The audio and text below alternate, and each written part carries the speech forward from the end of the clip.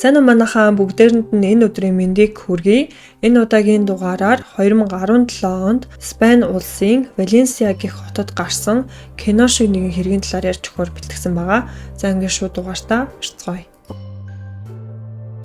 За энэ хэргийн талаар ярихаас өмнө энэ хэрэг болсон Валенсиа хотын талаар товчхон мэдээлэл хүргэе. За Валенсиа хот нь Испани улсын зүүн эрэгт гадар дундын тэнгисийн ирэг дээр бол байрладаг. Валенсиа бол Испанийн 3 дахь том хот гэж бол нэрлэгддэг. Мадрид, Барселонагийн бол дараа ордог. Далайн эрэг болон Бомд, Валенсиагийн сүм орших одоо түүхэн хуучин хотууд, урлаг баар шинжлэх ухааны хотхон, тэгээд жүрч жимсний томоохон үйлдвэрлэл байдаг. За мөн Испаний хамгийн алдартай будаа болох Павелия үүссэн газар гэдгээр бол нэлээд алдартай. За дэлхийд даяар Валенсиа гэд нэртэй газрууд бол энэ тэндгүү байдаг. Жишээ нь Венецуэл, Филиппин, Америк нэгдсэн улсад гэх мэт. Гэхдээ хамгийн алдартай нь бол Испани улсад байдаг одоо Валенсиа гэд хот байгаа. Ингээд одоо яг гол хэрэг рүүгээ орцгоё. Антонио Наваро 1981 оны 6 сарын 12-нд Испани улсын Аликанта гэх хотод бол төрсөн.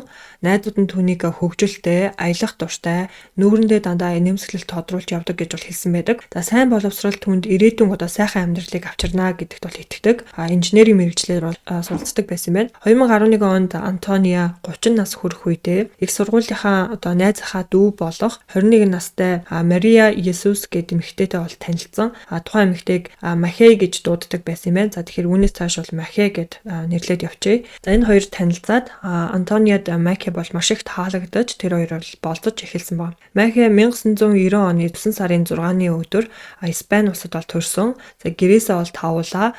Багада нэлээд шашинлаг сургуульд бол сурдаг. Гэрийнх нь ч гэсэн сүсэг бишрэл одоо ихтэй тэмээл төссөн ба. За Махей насанд хүрэх үедээ эрчүүдтэй их орооцолдог. Ойр тойрных нь түүнийг эрчүүдтэй сэтгнэх дуртай, эрх чөлөөтэй амьдрахыг хүсдэг талаар нь бол ярьдаг байсан. Сүсэг бишрэлтэй одоо нэлээд юм шашинлаг гэр бүл төссөн учраас аль болохоор хурдан л ингээд гэрээсээ яваад эрх чөлөөтэй байхыг бол хүсдэг байсан ба. Ингээ 21 наснда Барселона хот руу бол яваад сүлэгчийн мэргэжлэр бол сурч эхэлсэн. За энэ үедээ ахыхаа сургууль дээр очоод ахыхаа найз болох Антонио гээд өөрөөс 9 насаар ахын залуутай бол танилцсан ба. Антонио Махей хоёр болдож эхлээд 3 жилийн турш бол үерхэж байгаад 2014 онд санхүүгийн асуудлаас болж салсан. За учир нь хэм бол Махей Антониогоос эмээ өвгийнх нь байшинд нь одоо ингээд засвар хийх гэсэн юм аа. 80,000 евро ингээд зээлүүлж болох уу гэд гуйсан чинь уг нь бол заа гэж хэлчихэд өгөх болоод ирсэн чинь Антониогийн нөгөө гэр бүлийнх нь дургуутсан болохоор нөгөө өхөө байсан юм билэ. Тэр хоёрын салах одоо хамгийн том шалтгаан болсон ба. Ер нь л эцэг их нь бол Махейд тэмж дуртай одоо таатай бол ерөөсө хүлээж аваагүй.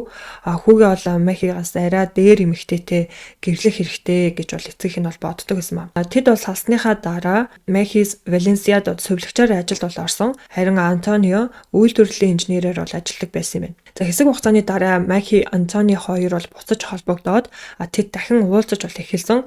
Энэ удаад Антонио бол Махейд ингээд маш их хайртай гэдгээ ойлгоод тэдний харилцаа ч гэсэн доктортой болж эхэлсэн учраас Антонио найз бүсгүйгээ түүнийг араар нь тавьж эхэлснийг бол мэдээг байсан. Махей ажилдаг эмнэлгийнхаа сувлагч болох Салвадор Родриго гэх 44 настай гэр бүлтэй хүнтэй харилцаа одоо үүсгэж эхэлсэн. За Салва гэдэг энэ 44 настай эрэгтэй болохоор өөрөөс нь 20 насаар дүү бараг хүүхдэн гэж болохоор эмэгтэй түүнийг хүлээн зөвшөөрсөн нь амьдралд нь олдсон одоо хоолц мэтээр хүлээж авч байсан. Тэд гэр бүлээс гадуурх харилцаагаа зүйтэй зүйл мэтэр бол бодож байнга нэгэндээ хайрын загтлууд одоо бичдэг, телеграмаар хоорондоо байнга мессеж бичиж харилцдаг байсан. За Салва болохоор хизээ нэгэн өдөр эхнэр охиноо одоо орхиод Махейтэй амьдрна гэж бол бодож эхэлсэн ба. Махей Салвад найз залуутайгаа сүү тавихаар болсон гэдгээ бол хэлсэн. Энэ нь мэдээж эрэг Салвагийн зүрхийг нь зүсэх мэт өвтгчээсэн ч гэсэндээ Махей болохоор би ингээд зөвхөн чамд хайртай, би чамд илүү их хайртай. Антонио гээд найз залуутайгаа эцэг их маань түүнд маш сайн ухраас гэрэлж байгаа, түүнтэй сүү тавьж байгаа. Чи бити буруугаар ойлгоорой гэж байнга ярьж ойлгуулж хэлдэг байсан. Гэсэн хэдий ч Махей түүнийг хайрлаж байсан хоёр эрэгтэй нь түүнд ерөөсө хангалтгүй байсан. Дахиад өөр нэг эрэгтэйтэй 2016 оны 5 сард танилцаад хайр сэтгэлийн одоо холбоотой болсон. Сүйд залуугаасаа гадна хоёр өөр нууц амрагтай байсан гэсэн үг. За Махей сувлагчаар одоо ажиллаж ажилладаг байсан учраас шүний ээлжтэй гэж хэлээд бол гэрээсээ гараад ингээд өөр амрагуудтайгаа уулздаг байсан маа. Гэсэн хэдий ч худал хуурмаг бол хэзээ нэгэн цагт заавалчгүй ил болдгийн адилаар Антонио Макийг түүнийг ингээ араар нь тавьж байгааг бол мэдсэн. Сүүлд танилцсан залуутайгаа бичсэн нөгөө хоорондын дэм сэтгэнсэн мессежийг нь олсныхоо дараа сүүгээ туслаад гэрээсээ бол Макийг хөөсөн ба. Салсныхаа дараа Маки ажил дээрээ өөр нэгэн Мануэль гээд залуутай учир ургуулж эхэлсэн.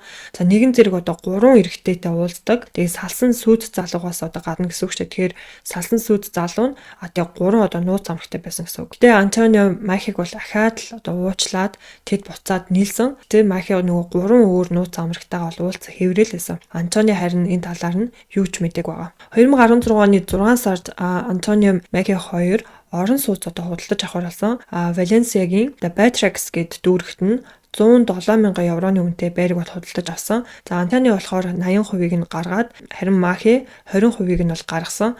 Тэд бас байрныхаа доор крашнд өөртөө гэсэн машины зогсоолоос худалдаж авсан байна. Хурмаа хийхээс өмнө Маки бол нууц амрагуудынхаа нэгтээ ээж авийнхаа зуны байшинд бол цагийг өнгөрөөж түнд ингээ удахгүй гэрлэнэ гэдгээ бол хэлсэн. Гэхдээ сүйд залуу нь хорт хавдартай хүнд өвчтэй болохоор түүнийг ганцаараа ингээд орхиж чадахгүй болохоор гэрлэхээр болсон гэж хэлсэн баг. Ер нь бол сүйд залуугаа өрөвдөөд тэгээд түүнтэй гэрлэхээр болсон гэж худлаа ярьсан баг. 2016 оны 9 сарын 3-ны өдөр Антонио Маки 2 хурмаа хийсэн баг. Гэр бүл найз нөхдүүд нь эрсдгэлсэн нэгжэр сайхан хурим болсон. Макид нөхөр нь тэгээ нөхрөөс нь гадна 3 нууц амраг нь бол ерөөсө хангалттай байгаагүй. Ахаад нэг өөр эрэгтэйтэй шөнийн цэнгэний газар танилцаад харин тухайн залуудаа бол Маки маш их дурлсан. Түүнээс нөхрөө тэгээд нууц амрагуудаа бүгдийг нь нуусан, худлаа хэлсэн. Тэгээ шинэхэн нууц амраг нь танад очилтоо гэд асуухаар нь би ингээд нэмэгтэй найзуудтайгаа хамт байр түрээсэлж амьдард юм аа. Тэг манай найзууд эрэгтэй хүн авч харахаар айгу дургуй байдгаа гэж судлаалсан ба. Тухайн шинэхэн нууц амраг нь болохоор ганц би эмэгтэй гэж бол бодож эхэлсэн. Антонио түүний утаснаас нь өөр хүнтэй уулздгийг нь дахиад л олоод мэдсэн. Тэд нилээн маргалдаж Маки гэрээсээ хэсэг хугацаанд явж энэ хугацаанд болохоор сүүлд танилцсан шинэхэн нууц амрагтайгаа хамт амьдарч эхэлсэн ба. Гэтэ Антонио ахаад л Макиг уучлаад тэд буцаад л хамт амьдарч эхэлсэн. Тэгээ яг ингээд яагаад уучлаад яг Маки юу гэж хэлээд ингээд уучлалт гуугаад байсан нь бол тодорхой биш. Гэтэл ингээд буцаал дахиж эвлэрээл хамт амьдрал ингээд яваадсан ба. Маки гэрэлтээсээ залхаж Антониогоос салхаар шийдсэн ч юу чгүй зүгээр салахыг бол ерөөсөө хүсээгүй. Учир нь Антониотой хамт байх нь түүнд доктортой амьдралыг өгчээсэн байна. Ингээд Маки яаж Антониог амьдралаасаа зайлуулах вэ? Яаж түүний амь насны даатгал бас байрыг нь өөрийнхөө нэрээр авах вэ гэсэн тийм адын бодлыг бол тээж эхэлсэн. Ингээд тэр өөрийн нууц амрагуудаасаа тусалцаа гоохор болсон байна. Нууц амрагуудынхаа дунд түүний төлөө юу ч хийхэд бэлэн нэг хүн байсан нь 44 настай хамт ажилладаг байсан Салва. Тэгээ Маки Салвад нөхрөн түүнийг ингээд дандаа дарамтлагдаг, зовоодог, Антониог их хэрцгий, түүнээс яаж салах уу? Хэрвээ би түүнээс салах юм бол хоёул ингээд хамт байж болно. Би ингээд аз жаргалтай болно гэж Салваг манипуляц хийж эхэлсэн. Салва болохоор би чамд яаж туслах уу? Яавал чи аз жаргалтай байх уу гэх мэтчлээ бол түүнээс ингээд байнга асуудаг байсан. Тэгээ ганцхан хүсэж байгаа зүйл нь Антониог миний амьдралаас үгүй гэдэг өгөөч гэдэг тийм хүслийг Салвад бол тавьсан ба. Гэхдээ Салва бол шууд ингээд ерөөсөө өмнө нь харж байгаагүй хүнийхээ амь насыг хөнөөж чадахгүй гэж бол түүнд хэлсэн. Маки бол түүнээс ингээд гуйгаад, уйлаад, ямар их шаналж байгаа хэцүү байгаа талаар бол байнга сануулж ингээд харуулж эхэлсэн. Салва өөрөөс нь 20 насаар дүү залуухан нууц амрагтаа туслахаар шийдээд Антониог үгүй хийх дээр ажиллагаанд нь оролцохоор шийдсэн байна. Маки Салвад 2017 оны 8 сарын 16-ны өдөр өглөөний 7 цаг 30 минутын үед Антонио байрныхаа доод талын крашнаас машин аваад ажил руугаа явна. Тэр үеийг ашиглаад түүнийг хөнөөх хэрэгтэй гэж бол хэлсэн байна. Яг тэгэхээр 100 ихэнх тэр байранд амьдардаг хүмүүс нь амралтаар ч юм уу аяллаар ингээд яваад өчтдөг болохоор байшин ерөнхийдөө хоосон байдаг. Тэм учраас крашнд түүний амь насныг хөнөөхөд хамгийн боломжтой. Тэгээ дээрээс нь крашнд бол ямар ч камер байхгүй. Би чамд түлхүүр өгье. Тэгээ энэ түлхүүрээр чи ороод тэгээд түүнийг хөнөөгөөд хөнөөснийхөө дараа WhatsApp дээр ингээд доор нийтжтэй ажилтаа бол ажилтаа эсвэл ямар нэгэн юм ингээд бичээд тэмдэглэсэн байдаг та тий. Яг тэр хэсгийг ингээд өөрчлөөд орхиорой. Тэгээ би хэрвээ тэр өөрчилсөн байгааг чинь харах юм бол чамайг ажиллагаагаа хийгээд дуусгацсан байна. Бүх зүйл амжилттай болсон юм байна гэж ойлгож авнаа. За энэ ажиллагааг дуусгасныхаа дараа надтай хэсэг хугацаанд битгий холбогдоорой гэж Маки Салвад хэлсэн байна. 2017 оны 8 сарын 16-ны Өглөөний 7 цаг 40 минутын үед Антонио Каламачо гудамжны байрныхаа гараж руу машинаа авахаар бол орсон. За гаражийн бууланд Салва галтгооны хутагтаагаар түүнийг хүлээгээд нуугдчихсан байна. Антониог машиндаа ойртоход Салва гинэт араас нь дайраад 6 удаа хутгалсан нь зүрх уушиг нь нэвц хөлбөж Антонио газар дээрээ унаж богино хугацаанд их хэмжээний цус алдсны улмаас газар дээрээ насварсан байна. Харин Салва бол хэргийн газраас шууд л зогцсон. Өдрийн 3 цаг 30 минутын үед хөршин Антонигийн зогцыг нь олж гаражны тэнд хэвтэж байгааг нь хараад маш их айж сандраад цагдаагийн газар руу дуудлага өгч мэдгдсэн байна. Мөрдөгчд эхэндээ дээрэн байж магадгүй гэж үзчихсэн. Араас нь дайрсан гараж руу яаж орсон байж болох уу зэрэг дээр бол эргэлзэж ойр тойрны бүх хүмүүсийг нь сэжигтэн гэж үзээд судалж үзэхээр болсон байна. Харин мөрдлөгийг ахлаж байсан мөрдөгч Антонигийн эхнэр нэг л сэжигтэй байгааг олж мэдсэн. Цагдаагийн газар ирэхдээ уйлаад шаналд зовж байгаа дүр зураг харуулж исэн ч гэсэн гадуур найз нөхдөдөө уулзаж инээж хөөрч байгааг нь бол олж мэдсэн. Антоник яг нас орсноос 3-7 хоногийн дараа Махиа найзуудтайгаа шөнийн цэнгэний газар ингээд айгүй хөвгчлөлтэй арх дарс уусан зураг авахуулаад ингээд явж байгааг нь бол хараад мөрдөгчдөд бас хэлсэн ба. Мөрдөгчд Махиагийн утсыг нь чагнах хүсэлтийг гаргаад зөвшөөрөл авсныхаа дараа түүний утсыг бол чагнаж эхэлсэн. Нөхрөө алдсан эмэгтэй гэхэд дэндүү аз жаргалтай утсаар ярьж байгаа нь сэжигтэй санагдчихсан ба. Антонигийн гэр бүлийнхэнтэй өөрийнхөө гэр бүлтэйгээ утсаар ярихаараа дандаа уйлаад надад маш хэцүү байна. Би ингээд бэлэвсэн болчлоо. Надад үнэхээр хэцүү байна гэл уйлаад бөөн болол ингээд ярьжсэн мөртлөөсөө өөрийнхөө хамгийн сайн найзтайгаа утсаар ярихдаа арай өөр зүйл ингээд ярьдаг гэсэн. Ямар ирчүүдтэй танилцах уу? Бидний хүсдэг хүсэмжит залуучууд ирэх болов уу гэдэг юм уу? Дандаа нөгөө тиймэрхүү зүйл бол ярьжсэн. Гэтэл нөхөр нь 3-7 хоногийн өмнө нас орчаад хахад иймэрхүү зүйл ярьж байгаа нь мөрдөгчдөд сэжигтэй санагдчихсан ба. Нөхрөө нас барсан тухайн өдрийн турш ингээд нөхөрлөгөө байнга SMS бичээд нөхөртөө зориулаад хоол игээд үлдээсэн байсан. Тэгээ тухайн хоолныхаа хажуудаас нэг юм загтал бичээд үлдээсэн байсан зэргээс нь харахад эхэндээ бол түүнийг ерөөсөө сэжигтэн биш юм байна. Нэг юм залуухан бэлэвсэн эмэгтэй гэдэг утгаар хүн болгон санаа зовж шаналж исэн боловч мөрдөгчд харин шал өөрөөр бодож исэн ба. Салвад Махиатай холбоо тогтоож чадахгүй байгаа нь бол түнд маш хэцүү байсан. Тийм ч учраас зөвхөн хоорондоо холбогдож болох prepaid тийм дугаартай утас бол худалдаж аваад Махиад өгсөн ба. Мөрдөгчд хит хитэ нууц амрагтай байсныг нь мэдснийхаа дараа ямартай ч хоёр нь бол Махиаг гэрэлсэн гэдгийг нь бол мдээгүй байсан.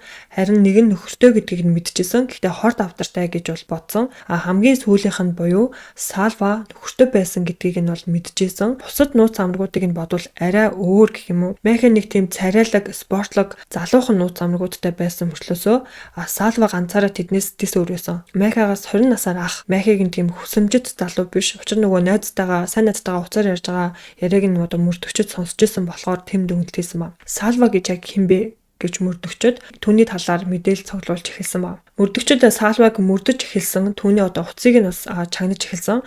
Биччихсэн зүйлсэн уцаар хоорондоо ярьж байгаа тэр яриан ч гэсэн нэлээд сэжигтэй санагцсан. За Салва болохоор нэг уцаар ярих үедээ Махиад ингэж хэлсэн ба. Чи надаас ингээ холбоогоо тасалсан дээр хаа намайг харах болгондоо чи бүгдийг нь санах болно. Би ингээд цагдаа руу залгаж асуусан энэ хэргийн талаар гэсэн чи Махиагийн хоолойных нь өнгөн ингээд гинэт амар чангараад яах гэж чи юу гэж хэлсэн?